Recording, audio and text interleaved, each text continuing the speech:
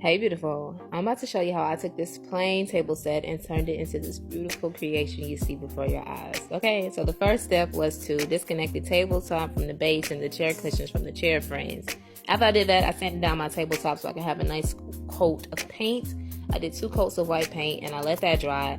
And the next day I went outside and spray painted the table and the chair and the rings to go around the bottom of the table, and I let that dry. Once my tabletop is dry, I started measuring out the spacing for my chakra symbols. I found the image on Google and just copied the symbols on there with a pencil so I could cut it out with an X-Acto knife to create a stencil. Now that's where I went wrong kind of, because it ended up pulling up the paint, but I just spray painted over it, so it's kind of like, it's still cute.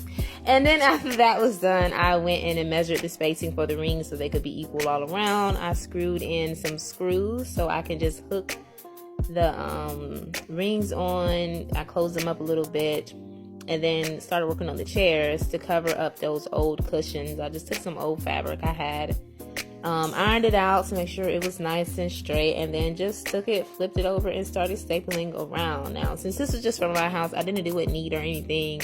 Like, I would have took the black off and then put the black back on, but it's just for me, so we ain't doing all that. But that was done, and the only thing left that I had to do was to reconnect the chairs, and I just used the same washers and screws, put them back in, and that was it.